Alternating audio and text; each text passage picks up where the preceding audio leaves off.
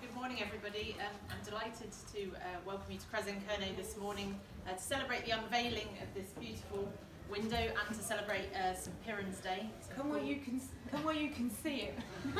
You're all like so far away. You need to be exactly here. So do just sit down on the floor or squash in, however you want to. Want us to get out of the space? Unveiled it. Sorry, I just felt like you can't see the windows. It's Just do the not. speech. Go Piran Low and everybody, happy St. Piran's Day.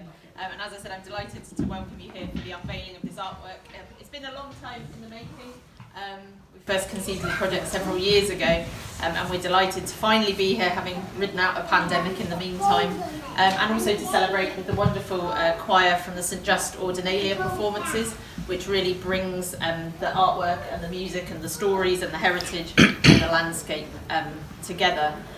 So that's probably enough from me, but thank you again for coming. And I'll just introduce Abigail Reynolds, who is the artist who has achieved this wonderful piece. So thank you, Abigail. Thank you. So I did write a speech, but I won't be hopefully too long.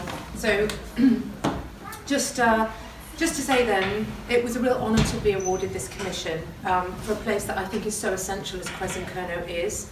And it's really remarkable that this building, which opened in 2019, has been achieved at a time when there are deep cuts being made in libraries and culture. So I think it's something we should all feel really proud of, and I was really delighted to be able to contribute to this place.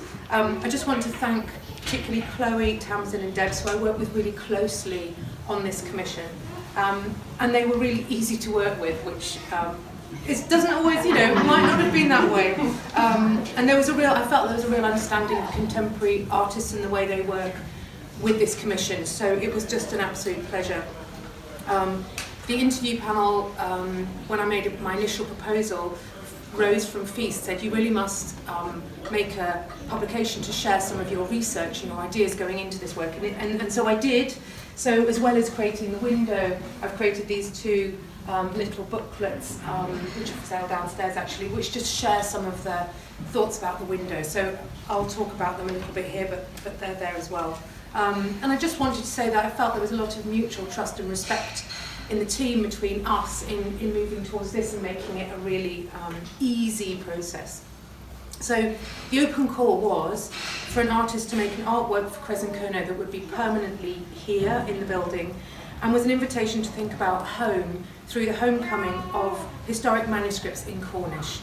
So there have been a series of exhibitions here of those manuscripts which are loaned from the Bodleian, National Library of Wales and the British Library. And it was a wonderful year for these manuscripts because the Ordinalia came off the paper and into the hearts and minds and physical world of the people of St. Just and the choir here. It was an amazing thing, particularly for me, so I've lived in St. Just for the last 16 years, and particularly after the collective loneliness of coronavirus and the lockdowns, to have the community come together in the Plenengwari, which is a place that was made for these plays to be performed, and for the plays to be performed by the community in the way that it would have done. So to see your neighbours and friends and family taking on these words of these medieval plays was deeply moving for me. And one of the narratives, and I hope very much that that the Ordinalia will be performed every 4 years in the Plen in St. Just, as we hope and intend that it should be. And I'm sure some of you saw it, and it was an incredible thing.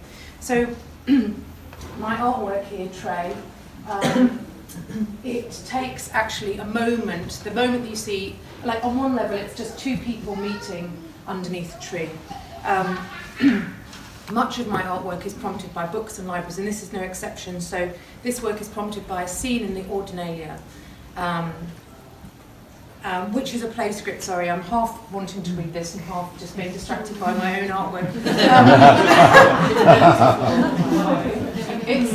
So the Ordinalia is embedded in the landscape, and most notably in the surviving plens. And so the first thing to point out in the window is this big magenta sweep is the curve of the Ordinalia play.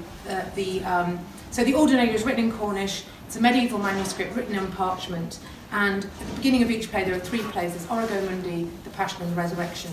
At the end of each, actually, there is a diagram which tells you how it should be performed, and that is the circle of the plenum. And I've left one of the words from the Latin, because the stage directions are in Latin, but it's written in Cornish, which is the word for, it's an abbreviation of the Latin word for heaven, which is at the top there, just to remind us.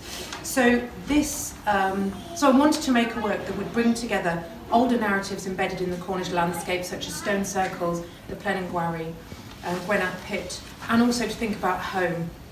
And I also wanted to bring a green tree into the library, imagining people sitting under this tree reading.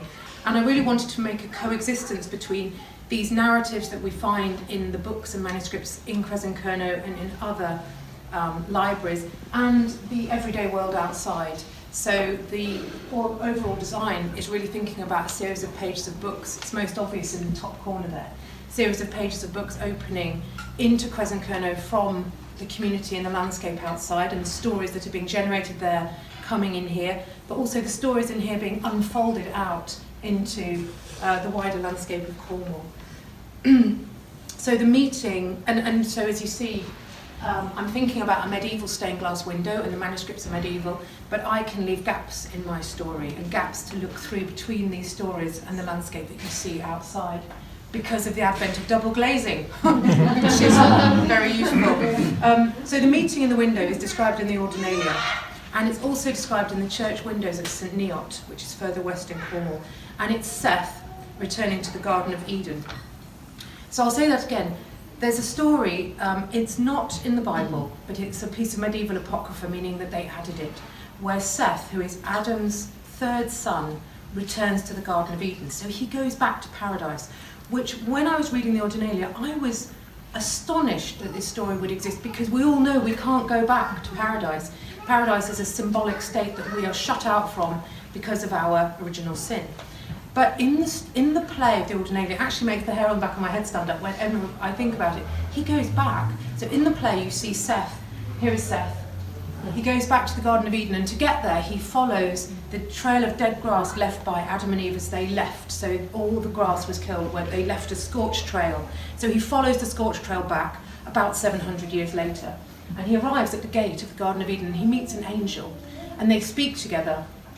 And this is part of the speech. This is taken from the manuscript, which is in the Bodleian Library as a digital scan. And this is the moment when Seth speaks, and so as the audience of the Ordinalia, we don't see into the Garden of Eden. Seth puts his head through the door, or the angel says, "Look inside the gate and tell me what you see." And Seth says, "I see a tree, and it's the tree of knowledge." But he describes it as being dry. He says it is dry, parched as it stands, and I suppose it's dry because of the sin of my mother and father. But the idea then that a mortal, Seth, so Seth is standing for all of us, I think, can return to paradise, that idea of a homecoming just seemed to me extraordinary and very hopeful, that we might be able to glimpse paradise here ontologically and geographically, that it might not be completely shut off. This hopeful idea that it's not shut off for it, we might be able to glimpse it, just seemed to me something I really wanted, that just really inspired me. So the tree in the window is the tree of knowledge, but it's made of many trees and fragments of trees in Cornwall, trees from stained glass windows elsewhere, and other little fragments. And just thinking, but I was also thinking of what a tree means to us now. So in that medieval story, the tree of knowledge is the tree that Eve takes the apple, and it's given to Adam, and that's where we have to leave Eden. And in the Ordinalia, it really struck me that this circle also is a circular story, because in the Ordinalia, and this is unusual, the tree of knowledge goes all the way through and becomes the wood of the tree of the cross, on which Christ is sacrificed, which redeems us from our sins. So the tree is the means of our fall and the means of our redemption, which I also thought was a beautiful connection to nature.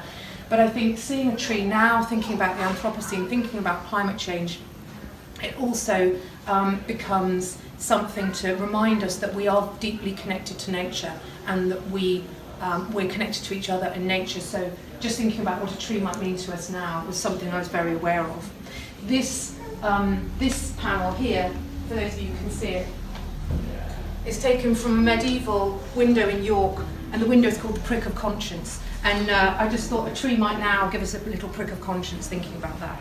So all of these themes are explored more thoroughly in the book, which I've produced just to share some of what I found out in my research towards the window, because I didn't know the story of Seth before, and shares my references. And it's got a companion book, which is this one, which is called Flux, because there's an element in the window that you've probably already noticed, which isn't a representation, and they're these little roundels, gold green olive roundels that are just scattered through the window, a bit like a constellation. And they are not a representation of Cornwall, they are a fragment of Cornwall, because this is glass, this olive green glass is glass I made myself using sand and seaweed.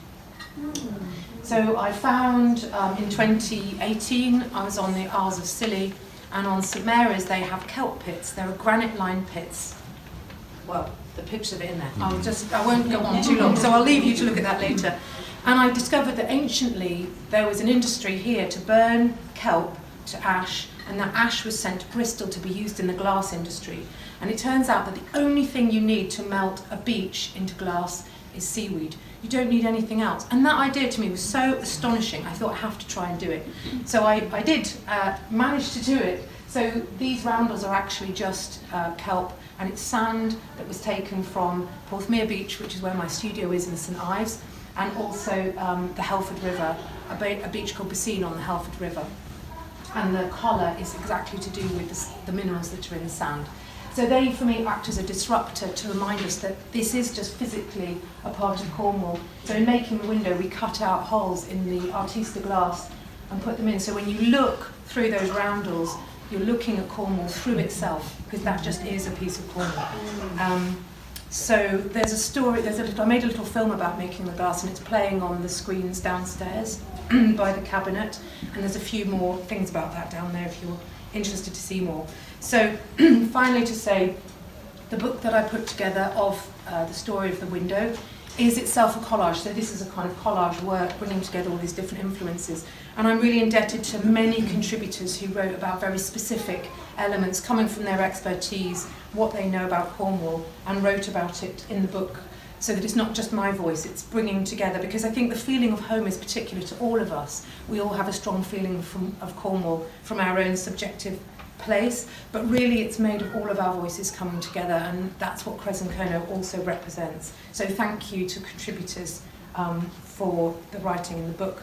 And just thank you for coming and listening to me and joining me here today to celebrate this new artwork, and thank you to Cornwall Council for the invitation to do it. So, and now the choir are going to sing two more hits from the Ordinalia.